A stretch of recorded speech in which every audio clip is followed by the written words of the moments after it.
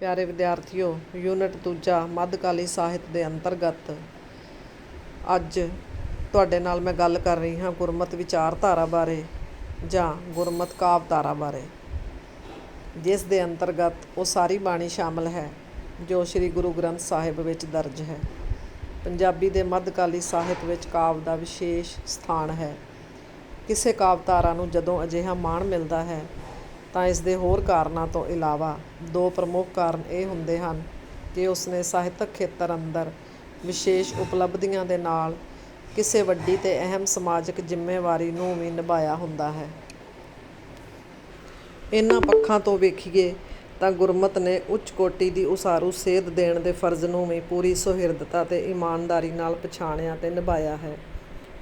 ਇਸ ਵਿੱਚ ਕੋਈ ਅਤਕਥਨੀ ਨਹੀਂ ਹੋਵੇਗੀ ਕਿ ਗੁਰਮਤ ਸਾਹਿਤ ਨੇ ਲੋਕਾਈ ਅੰਦਰ ਇਨਕਲਾਬੀ ਸੋਚ ਨੂੰ ਸੰਚਾਰਿਤ ਕੀਤਾ, ਜੋ ਨਿੱਜ ਦੀ ਖੈਰ ਮੰਗਣ ਦੀ ਥਾਂ ਸਰਬੱਤ ਦਾ ਭਲਾ ਲੋੜਦੀ ਸਰਬ ਸਾਂਝੇ ਸਮਾਜ ਦੀ ਸਿਰਜਣਾ ਦਾ ਸੁਪਨਾ ਲੈ ਕੇ ਹਾਜ਼ਰ ਹੁੰਦੀ ਹੈ।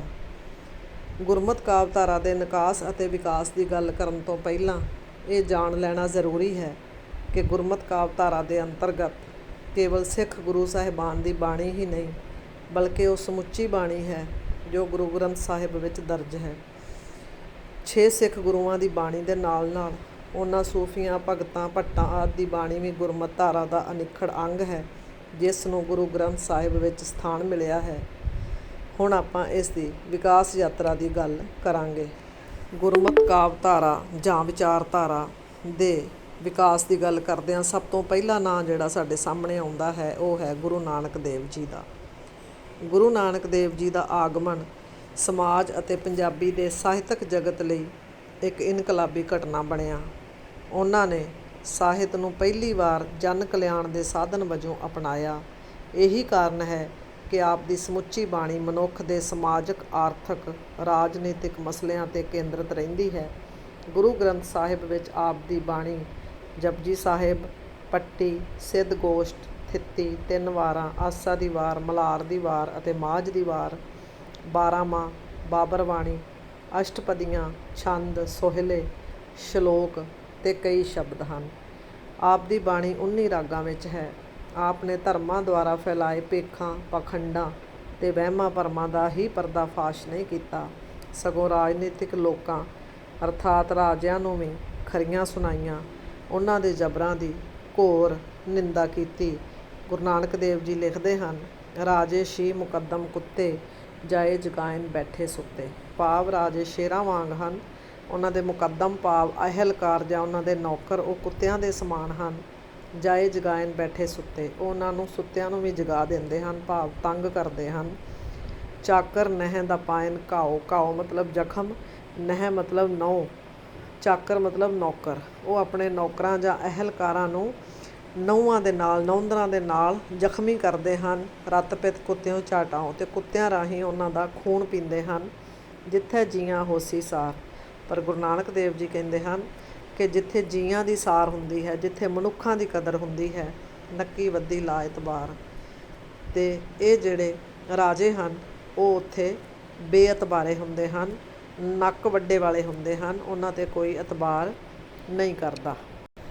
ਗੁਰੂ ਨਾਨਕ ਬਾਣੀ ਦੇ ਰੂਪਕ ਪੱਖ ਦੀ ਗੱਲ ਕਰੀਏ ਤਾਂ ਉਹਨਾਂ ਦੀ ਬਾਣੀ ਵਿਚਲੀ ਸ਼ਬਦ ਜੜਤ, ਅਲੰਕਾਰਾਂ ਦੀ ਸੁਚੱਜੀ ਅਤੇ ਢੁਕਵੀਂ ਵਰਤੋਂ, ਵੱਖ-ਵੱਖ ਕਾਵਿ ਰੂਪਾਂ ਦਾ ਸਫਲ ਪ੍ਰਯੋਗ, ਬਿੰਬ ਆਦਿ ਵਿਸ਼ੇਸ਼ ਤੌਰ 'ਤੇ ਸਾਡਾ ਧਿਆਨ ਖਿੱਚਦੇ ਹਨ।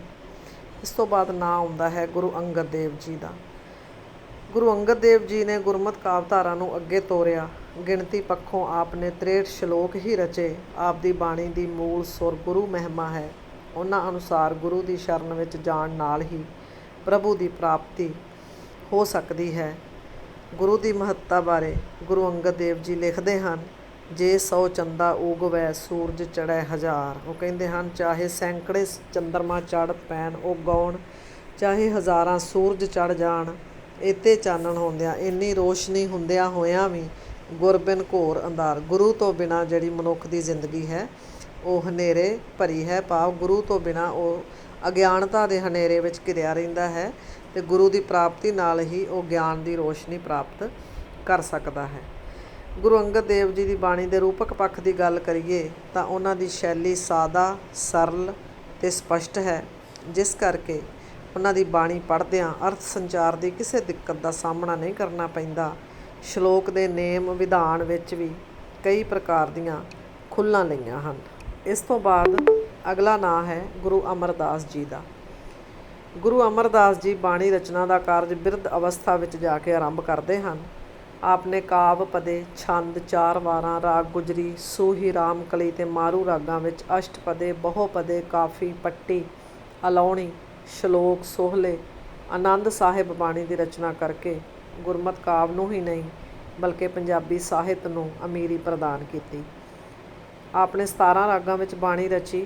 ਆਪ ਨੇ ਬਾਹਰੀ ਭੇਖਾਂ ਦਾ ਖੰਡਨ ਕੀਤਾ ਅਤੇ ਗ੍ਰਹਿਸਥ ਵਿੱਚ ਰਹਿੰਦਿਆਂ ਹੀ ਮਾਇਆ ਤੋਂ ਨਿਰਲੇਪ, ਮਾਇਆ ਤੋਂ ਦੂਰ ਰਹਿਣ ਦੀ ਸਿੱਖਿਆ ਦਿੱਤੀ।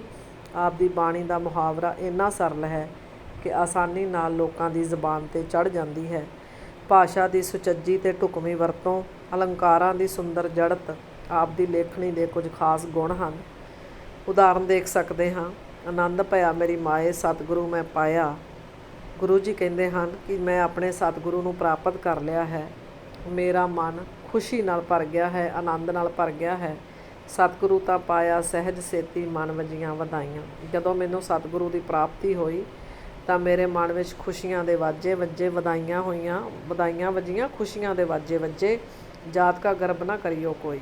ਇੱਥੇ ਗੁਰੂ ਜੀ ਕਹਿੰਦੇ ਹਨ ਕਿ ਕਿਸੇ ਨੂੰ ਆਪਣੀ ਜਾਤ ਦਾ, ਉੱਚੀ ਜਾਤ ਦਾ ਹੰਕਾਰ, ਗਰਬ ਮਤਲਬ ਹੰਕਾਰ ਨਹੀਂ ਕਰਨਾ ਚਾਹੀਦਾ। ਬ੍ਰਹਮ ਬਿੰਦੈ ਸੋ ਬ੍ਰਾਹਮਣ ਹੋਏ। ਅਤੇ ਗੁਰੂ ਜੀ ਕਹਿੰਦੇ ਹਨ ਕਿ ਸਿਰਫ ਬ੍ਰਾਹਮਣ ਦੇ ਘਰ ਜਨਮ ਲੈਣ ਨਾਲ ਕੋਈ ਬ੍ਰਾਹਮਣ ਨਹੀਂ ਹੋ ਜਾਂਦਾ। ਬ੍ਰਾਹਮਣ ਉਹ ਹੈ ਜੋ ਉਸ ਪਰਮਾਤਮਾ ਨੂੰ ਯਾਦ ਕਰੇ, ਉਸ ਪਰਮਾਤਮਾ ਦੀ ਭਗਤੀ ਕਰੇ। ਅਗਲਾ ਨਾਮ ਹੈ ਗੁਰੂ ਰਾਮਦਾਸ ਜੀ ਦਾ। ਗੁਰਮਤਿ ਕਾਵਿ ਦੀ ਇਸ ਪਰੰਪਰਾ ਨੂੰ ਅੱਗੇ ਵਧਾਉਂਦਿਆਂ ਗੁਰੂ ਰਾਮਦਾਸ ਜੀ ਨੇ ਪਦੇ, ਅਸ਼ਟਪਦੀਆਂ, ਛੰਦ, ਸ਼ਲੋਕ, ਸੋਹਲੇ, ਪਹਿਰੇ, ਵਣਜਾਰੇ, ਘੋੜੀਆਂ, ਅਠਵਾਰਾ ਆਦਿ ਰਚਨਾਵਾਂ ਦੀ ਸਿਰਜਣਾ ਕੀਤੀ। ਆਪ ਦੀ ਰਚਨਾ ਦਾ ਵਿਸ਼ਾ ਪੱਖ ਪਹਿਲੇ ਗੁਰੂਆਂ ਨਾਲ ਹੀ ਮੇਲ ਖਾਂਦਾ ਹੈ। ਆਪ ਦੀ ਬਾਣੀ 30 ਰਾਗਾਂ ਵਿੱਚ ਹੈ। ਇਹਨਾਂ ਦੀ ਬਾਣੀ ਦਾ ਵਿਲੱਖਣ ਸੁਭਾਅ, ਇਹਨਾਂ ਦੀ ਕਾਵਿ ਸ਼ੈਲੀ ਦਾ ਨਿਵੇਕਲਾਪਣ ਹੈ। ਰਾਗ ਦੀ ਮਧੁਰਤਾ ਦੀ ਅਟੁੱਟ ਲੈਅ, ਕਲਾਮਈ ਢੰਗ ਦੀ ਸ਼ਬਦ ਜੜਤ ਅਤੇ ਸੰਜਮ ਆਪ ਦੀ ਰਚਨਾ ਦੇ ਵਿਸ਼ੇਸ਼ ਗੁਣ ਹਨ। ਉਦਾਹਰਨ ਵੇਖ ਸਕਦੇ ਹਾਂ। ਬਾਣੀ ਗੁਰੂ, ਗੁਰੂ ਹੈ ਬਾਣੀ, ਵਿੱਚ ਬਾਣੀ ਅੰਮ੍ਰਿਤ ਸਾਰੇ। ਗੁਰੂ ਜੀ ਕਹਿੰਦੇ ਹਨ ਕਿ ਬਾਣੀ ਗੁਰੂ ਹੈ ਅਤੇ ਗੁਰੂ ਬਾਣੀ ਹੈ ਅਤੇ ਸਾਰੀ ਬਾਣੀ ਜਿਹੜੀ ਹੈ ਉਹ ਅੰਮ੍ਰਿਤ ਦੇ ਸਮਾਨ ਹੈ। ਗੁਰਬਾਣੀ ਕਹਿ ਸੇਵਕ ਜਨ ਮਾਨੈ, ਪ੍ਰਤੱਖ ਗੁਰੂ ਨਿਸਤਾਰੈ। ਅਤੇ ਗੁਰਬਾਣੀ ਜਿਹੜੀ ਹੈ ਮਨੁੱਖ ਗੁਰੂ ਦੀ ਬਾਣੀ ਭਾਵ ਸੇਵਕ ਜਨ ਮਾਨੈ, ਇਸ ਜਨ ਦੀ, ਇਹਨਾਂ ਲੋਕਾਂ ਦੀ ਸੇਵਾ ਕਰਦਾ ਹੈ। ਪ੍ਰਤੱਖ ਗੁਰੂ ਨਿਸਤਾਰੈ, ਅਤੇ ਉਹਨਾਂ ਨੂੰ ਆਪਣੇ ਗੁਰੂ ਦੇ ਪ੍ਰਤੱਖ ਦਰਸ਼ਨ ਹੁੰਦੇ ਹਨ, ਸਾਖਸ਼ਾਤਕਾਰ ਦਰਸ਼ਨ ਹੁੰਦੇ ਹਨ। ਅਗਲਾ ਨਾਂ ਆਉਂਦਾ ਹੈ ਗੁਰੂ ਅਰਜਨ ਦੇਵ ਜੀ ਦਾ। ਗੁਰੂ ਅਰਜਨ ਦੇਵ ਜੀ ਨੇ ਸਭ ਗੁਰੂਆਂ ਤੋਂ ਵੱਧ ਬਾਣੀ ਰਚੀ ਹੈ। 1604 ਈਸਵੀ ਵਿੱਚ ਗੁਰੂ ਗ੍ਰੰਥ ਸਾਹਿਬ ਦੀ ਸੰਪਾਦਨਾ ਆਪ ਵੱਲੋਂ ਕੀਤੀ ਗਈ। ਆਪ ਨੇ 12 ਮਾਹ, ਸੁਖਮਣੀ, 33 ਵਾਰਾਂ, ਦਿਨ ਰੈਣ, 52 ਅੱਖਰੀ, ਪੈਰੇ, ਸ਼ਬਦ, ਅਸ਼ਟਪਦੀਆਂ ਅਤੇ 6 ਵਾਰਾਂ ਆਦਿ ਰਚਨਾਵਾਂ ਦੀ ਰਚਨਾ ਕੀਤੀ। ਸੁਖਮਣੀ ਆਪ ਦੀ ਸ਼ਾਹਕਾਰ ਰਚਨਾ ਹੈ। ਆਪ ਨੇ 20 ਰਾਗਾਂ ਵਿੱਚ ਬਾਣੀ ਰਚੀ।